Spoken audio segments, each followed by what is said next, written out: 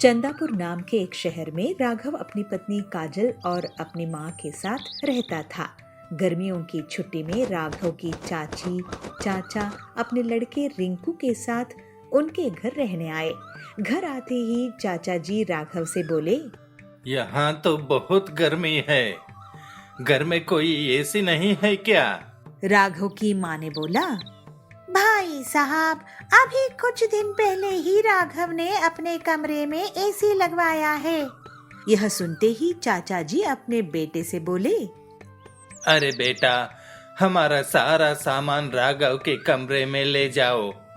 राघव और उसकी पत्नी काजल चुप रहे, क्योंकि उन्होंने सोचा कि कुछ दिनों की बात है, चल जाएगी। इस तरह चाचा चाची जी राघव के घर रहते 1 महीना बीत गया। राघव ने अपनी माँ से पूछा, चाची जी कब जाने वाली है? हम कब तक ऐसे ही हाल में सोकर अपना गुजारा करेंगे?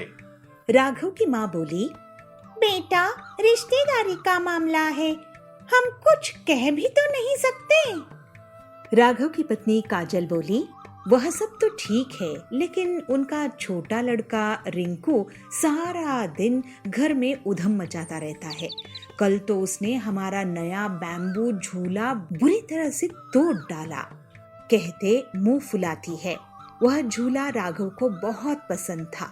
इस वजह से राघव बहुत गुस्सा हुआ। वह अपनी पत्नी से बोला, तुम रिंकू को ऐसा करने से रोकती क्यों नहीं? तो काजल बोलती है, जब से चाचा चाची जी आए हैं, कुछ ना कुछ खाने की डिमांड करते रहते हैं, जिससे मेरा और माता जी का सारा दिन तो रसोई में ही बीत जाता है। तो राघव ने कहा, मैं अभी जाकर चाचा जी से पूछता हूँ कि वो आखिर कब जाएंगे, वरना ये जगह खाली करने की बात ही नहीं उठाएंगे। राघव ने बातों बातों में चाचा जी से पूछता है, चाचा जी, ये 1 महीना हो गया है, आपके जॉब की छुट्टियां तो खत्म हो गई होगी ना? कैसे मैनेज कर रहे हैं? चाचा जी बोले, राघव, मैंने जॉब तो कब की छोड़ दी। अब तो मैं बिजनेस करता हूँ और अब मैं इस शहर में भी कुछ बिजनेस खोलने की सोच रहा हूँ। पहले इस शहर को अच्छे से समझ लूं, जिसमें 2-3 महीने तो लग ही जाएंगे। मैं सही कह रहा हूँ ना? यह सुनकर राघव समझ गया कि चाचा जी अभी जाने वाले नहीं हैं। उसने यह बात अपनी पत्नी और माँ को भी बताई। इसको सुनते हुए काजल बोली, जब घी सीधी उंगली से नहीं निकलता है तो उंगली टेढ़ी करनी पड़ती है। इनके साथ भी कुछ ऐसा ही करना होगा। आप यह काम अब मुझ पर छोड़ दीजिए, कहती है। उसी रात चाचा और चाची जी छत पर थे। तभी उनका लड़का रिंकू चिल्लाते हुए उनके पास आया और हाँफते हुए बोला, माँ, मैंने अभी एक चुड़ैल को देखा। तभी एक चुड़ैल वहाँ आ गई और चाचा और चाची जी को बोली, तुम में से कौन पहले मेरा भोजन बनना चाहेगा? चुड़ैल को भूख लगी है। चुड़ैल को देखकर वह बहुत डर गए और उस घर से भाग निकले। उनके जाने के बाद काजल ने अपना चुड़ैल का मुखौटा उतारा। चाची जी की परिवार के जाने के बाद सबने चैन की सांस ली। काजल की सास ने काजल से कहा, अरे बहू, तुम तो बड़ी अच्छी चुड़ैल बनती है। तो हंसते हुए काजल भी कहती है, माँ जी, किसी भी रिश्ते का गलत फायदा नहीं उठाना चाहिए, वरना चुड़ैल आ जाएगी। यह कहकर सब जोर से हंसते हैं। हमारी गाड़ी बाजार आपके पास एक फोन कॉल में खुद ही चल कर आएगी। आपको ऑनलाइन ऑर्डर करने की परेशानी से बचाएगी। हीरापुर गांव के जंगल में कड़क सेठ बहुत ही अमीर, लालची और धोखेबाज सेठ था। उसके बेहिसाब संपत्ति थी। पेट्रोल पंप, फिल्म थिएटर, गाड़ियों का कारोबार, सोने हीरे की दुकानें वगैरह थी। कड़क जल्द ही एक मॉल भी शुरू कर देता है। पिलू उसी गांव में एक छोटी सी किराना दुकान चलाती थी, लेकिन आजकल उसकी दुकान में भीड़ नहीं रहती थी। वो काफी परेशान रहने लगी। उसी समय टिल्लू आता है। पेला दे दे, एक कोल्ड ड्रिंक देना तो। ये लो कोल्ड ड्रिंक। टिल्लू भैया, आजकल ज्यादा लोग मेरी दुकान में आते नहीं हैं। क्या तुम बता सकते हो ऐसा क्यों है? हाँ, आजकल क्या है ना, सभी चीज ऑनलाइन ही मिल जाती है। माचिस से लेकर कार तक सब कुछ ऑनलाइन इंटरनेट में मिल जाता है। और देखो, एक डिलीवरी बॉय जा रहा है। अच्छा, तो ये लोग हैं जो सामान डिलीवर करते हैं ऑनलाइन कंपनियों के लिए। लेकिन इसमें हम छोटे दुकानदारों का क्या फायदा है? तुम ऐसा करो कि किसी मेन मार्केट जगह में अपनी दुकान लगा लो। बड़ी दुकानों में भीड़ रहेगी, कुछ लोग तुम्हारे यहाँ भी आ जाएंगे। इसके बाद पीलू घर आके अपने पति बंटी को सब कुछ बताती है। तो बंटी कहता है, कड़क सेठ का मॉल इस जंगल में बहुत चलता है, क्यों ना तुम उसी के बगल में दुकान खोल लो, पैसों का इंतजाम मैं कर दूंगा। लेकिन कड़क सेठ बहुत चालाक था। जैसे ही उसे पता चला कि पीलू उसके मॉल के बगल में दुकान खोलना चाहती है, तो वो उसे एक सौदा कर लेता है। देखो बंटी, पीलू मेरे मॉल के सामने तुम्हारी दुकान की कोई औकात नहीं रहेगी। तुम एक दुकान मुझसे खरीद लो 5 लाख रुपए में, उसी में तुम्हारी भलाई है। अगर आप हमें 5 लाख में दुकान देंगे तो हम ले लेंगे कड़क सेठ। तो पीलू कहती है, ठीक है, हम ऐसा ही करते हैं। लेकिन बहुत दिन गुजर जाने के बाद भी उनकी दुकान उन्हें कड़क सेठ नहीं देता है। दोनों पति पत्नी उसके पास जाते हैं। कड़क सेठ, आप हमें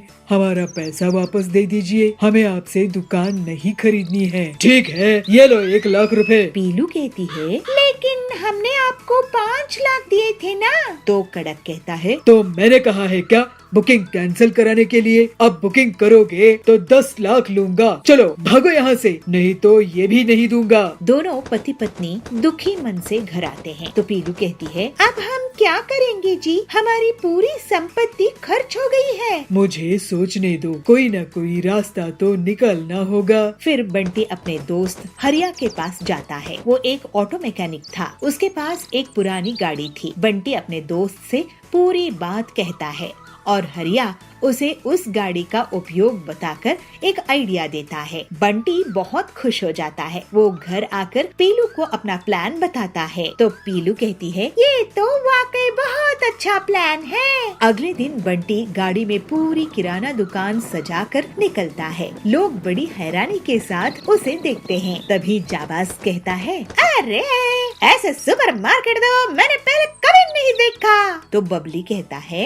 वाह वाह बंटी भैया, पीलू दीदी, आप लोगों ने तो कमाल ही कर दिया है। अब से मैं आपके इस गाड़ी सुपर बाजार से ही सामान खरीदूंगा। तो बंटी कहता है, ये गाड़ी सुपर बाजार पूरे जंगल वालों के लिए सबसे सस्ती दुकान है। मॉल भूल आओ, वहाँ का महंगा सामान भूल जाओ। यहाँ गाड़ी सुपर बाजार से किफायती कीमत में सामान खरीदो। हमारी गाड़ी बाजार आपके पास एक फोन कॉल में खुद ही चल कर आएगी, आपको ऑनलाइन ऑर्डर करने की परेशानी से बचाएगी और मॉल जाने की तकलीफ से भी आपको छुट्टी मिलेगी।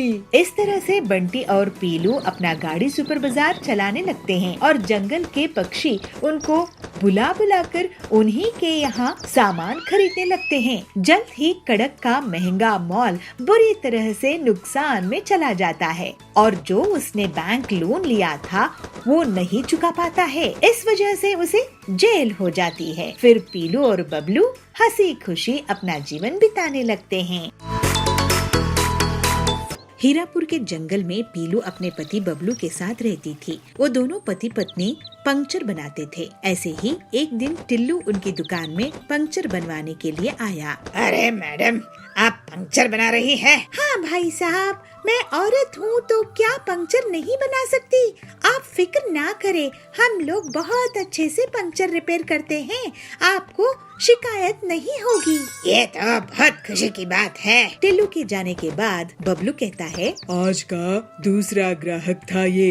इतनी मेहनत के बाद भी कमाई नहीं होती है। पीलू एक दिन वो अपने पति से कहती है, सुनिए जी, हमारा ज्यादा फायदा नहीं हो रहा है क्योंकि हम दिन में सिर्फ 20 पंक्चर ही ठीक कर पाते हैं। हम कम से कम 30 पंक्चर बनाने होंगे। अच्छा, तो मैं कोई जुगाड़ करता हूँ। उनकी दुकान से कुछ दूरी पर कालू कव्वे की भी पंक्चर की दुकान थी। वो पीलू की बात सुनकर हिसाब लगाता है। पीलू चिड़िया, 30 नहीं मैं तो 50 पंक्चर ठीक करूँगा अपनी दुकान में और तुम्हारी दुकान बंद करवा दूंगा। तो और 50 पंक्चर मेरे पास ठीक करवाने आएंगे, लेकिन उसके लिए मुझे एक चाल चलनी होगी। फिर कालू अपनी पत्नी सुंदरी को बहुत सारे कील देता है और अपनी दुकान से पहले खड़ा कर देता है। सुंदरी आने वाली गाड़ियों के नीचे कील फेंक देती थी, जिससे गाड़ियाँ पंक्चर हो जाती थी और फिर सुंदरी और कालू उनको अपनी दुकान में ले आते थे। इस तरह से वे लोग बहुत पैसे कमाने लगे। अरे,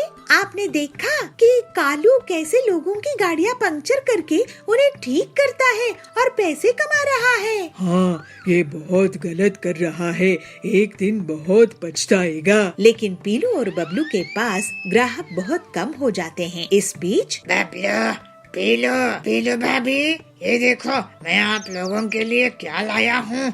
ये है ऑटोमेटिक पंक्चर बनाने की मशीन। देखने में साधारण हवा भरने वाले पंप जैसी लगती है, लेकिन इससे आप लोग दिन में 100 पंक्चर बना सकोगे। लेकिन हरिया भाई, हमारे पास तो आजकल 10 ग्राहक भी नहीं आते हैं। फिर पीलू हरिया को कालू और सुंदरी के बारे में बताती है। तो हरिया तोता कहता है, तुम अपनी ईमानदारी मत छोड़ना, बाकी ऊपर वाले के हाथ में है। मैं आज से स्कूल और ऑफिस में लेटर दे के आऊंगी कि हमारे यहाँ ऑटोमेटिक पंक्चर बनाने की मशीन है और जो ग्राहक आएंगे उसे हम 50% डिस्काउंट देंगे। ऐसे पीलू सोचती है। तो बबलू कहता है, आइडिया तो अच्छा है पीलू, कम से कम खाने के लायक पैसे तो आएंगे, नहीं तो कालू ने तो हमारी दुकान बंद ही करवा दी है। क्यों बबलू, ये मेरी नई कार कैसी लग रही है? सिर्फ दुकान बंद करके तुम मेरे नए घर आना। बबलू पीलू, देखना हमारी दीवार जितनी टीवी है, डबल डेकर फ्रिज है और सुंदरी के पास तो गहने भी है। तुम्हारी तरह गरीब नहीं है हम लोग। तो पीलू कहती है, जाओ कालू जाओ, हम ईमानदार थे, हैं और रहेंगे। कालू उनकी हंसी उड़ाकर चले जाता है। इसी तरह कुछ दिनों के बाद तेज रफ्तार से बड़ी सी गाड़ी आ रही होती है। सुंदरी ये देखकर सोचती है, अरे इतनी बड़ी कार, इनसे तो 1000 रुपए लूंगी पंक्चर ठीक करने का।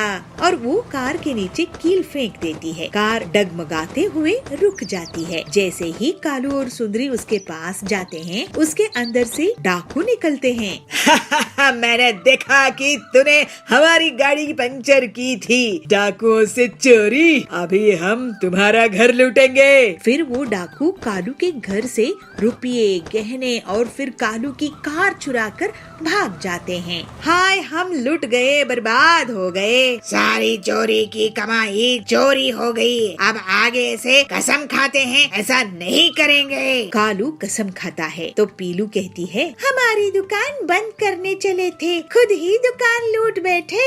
इसके बाद पीलू और बबलू अपनी मशीन से पूरे जंगल के लोगों की गाड़ी का पंक्चर ठीक करते थे और जल्दी ही वो लोग बहुत अमीर हो गए।